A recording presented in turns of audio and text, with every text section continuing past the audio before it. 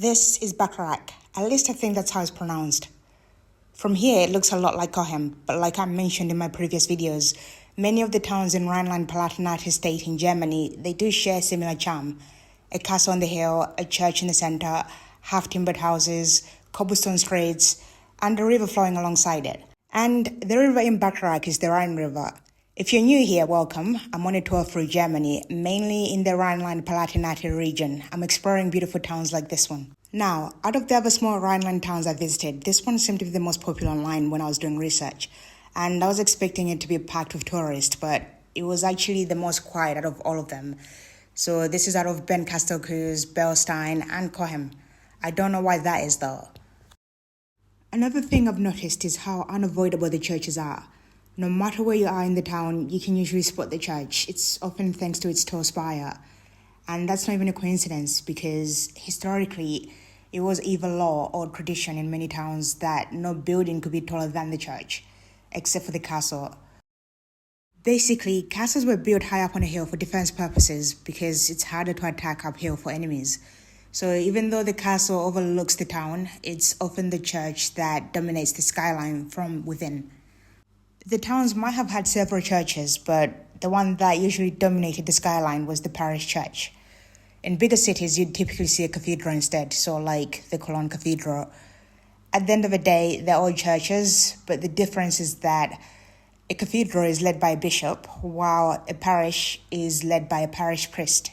And yes, most of these dominant churches in Rhineland-Palatinate, if not all of them, were originally Catholic. Here I was walking up to the Werner Chapel. It's a short climb from St. Peter's Church, which is the main church that dominates Bacharach. The Werner Chapel has stood in ruins since 17th century. It was dedicated to St. Werner of Oberwesel, a local boy whose death in 1287 was falsely blamed on the Jewish community.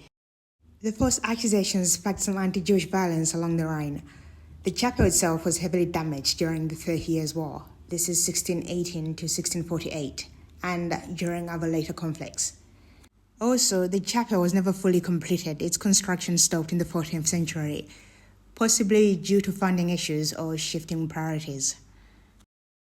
As I was walking through the streets, I also came across St. Joseph's Church. It kind of blends in from the outside compared to St. Peter's Church, but it's not that far from St. Peter's Church. Basically, St. Peter's was originally Catholic, then it turned to Protestant. And St. Joseph's Church was built to serve the Catholic community. The church here is the St. Peter's Church. I couldn't record inside it because there was a caution sign on the door. I wasn't sure what it meant since it was in German, so I decided not to record inside it. Now, about how the town looks overall, I get it. It might look like I'm just visiting the same town over and over again because they all look alike. They do have a similar layout, but trust me, each town has its own character and unique history. This one, as I said, is very quiet, but I think this town is the most easily accessible compared to the others I went to because you can actually get direct trains to Frankfurt. So it's very doable as a day trip from Frankfurt, whereas the other towns are quite remote, especially Bacharach. It doesn't even have a train station. So if you plan on let's say, going around this region by train, it's very hard to get to towns like Bacharach, whereas this one, it's just a direct train and that's it. I mean, they're all quite easy to reach if you're traveling by river cruises or ferries, since they're all located along the major rivers like the Rhine and the Moselle. But when it comes to train connections, Bacharach definitely has the best access. If you're interested in learning about the unique history of each town, I honestly think they're all worth a visit. But if you just want to experience what it's like to walk through a town that looks like a storybook and without the crowds, then I think this one is perfect. On the other hand, if you enjoy a livelier atmosphere with more activities, I think Cochem and Beilstein are great. And if you're after that classic fairy tale vibe, I think Bacharach will be the best option for you.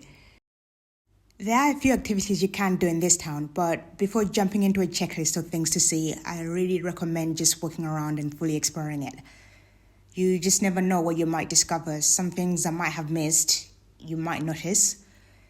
Every visitor sees the town a little differently, so it's best just to fully explore it on your own as well, instead of just ticking off things on the checklist.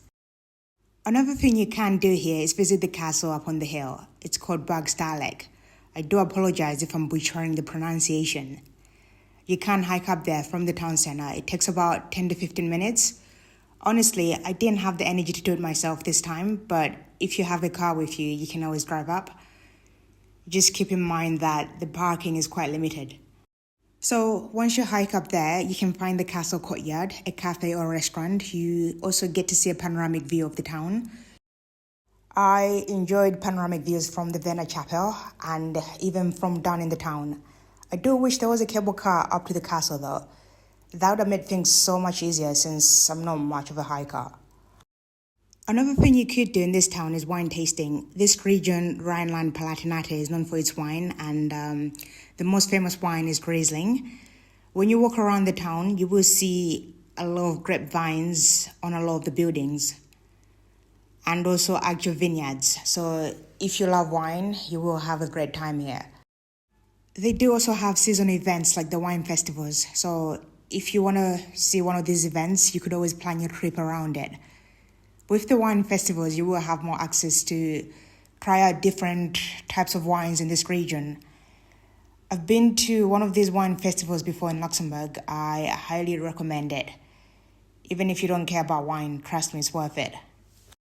One thing that stood out to me in this town is the Gate Tower. I have no clue on how to pronounce it, so I'll leave the name in the subtitles.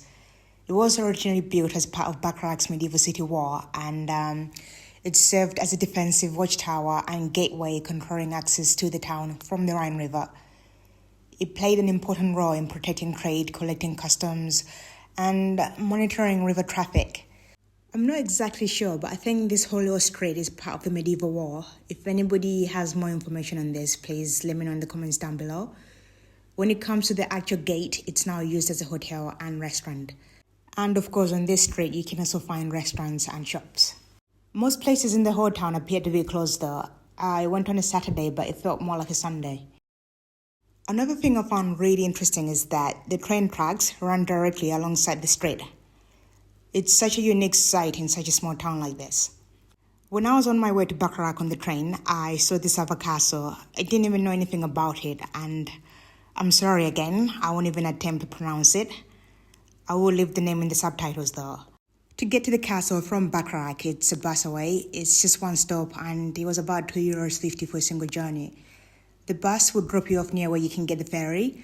Basically, the castle is in the middle of the river, so you need to get a ferry to cross over to the opposite side. The boat rides to the castle are from the opposite side. So the ferry will take you to the side where you can get the boat to the castle.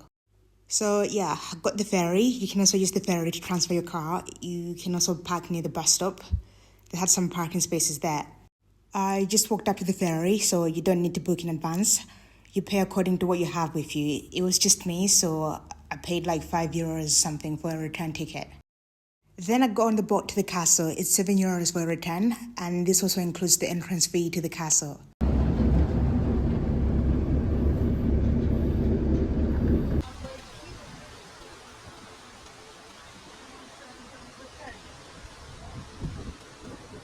It was such a pleasant surprise to find a little beach right next to the castle. I don't think it actually gets any more fairy tale than this. And as dreamy as this looks, the castle's history is actually quite serious. This was actually a tall fortress. Its main purpose was not defense against invading armies or to house royalty. It was designed to collect tolls from passing ships. It worked in conjunction with the Gutenfels castle. It was the castle on the hillside. And this is in the town of, is it Kaub or Kolb? I'm not sure how you pronounce it. So the ships that didn't pay, they were stopped by chain and stretched across the river, and the crew could be jailed inside the castle until they paid. So yeah, essentially it was a medieval revenue enforcement station, not a romantic retreat. Basically, there were no princesses or princes or any kind of royalty in here. It was just some guards, prisoners, and some toll collectors.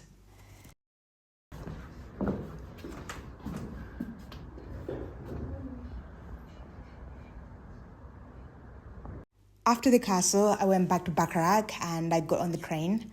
And I have to say, Germans are so entertaining, especially on the long distance trains. There's always something happening and it's usually so entertaining.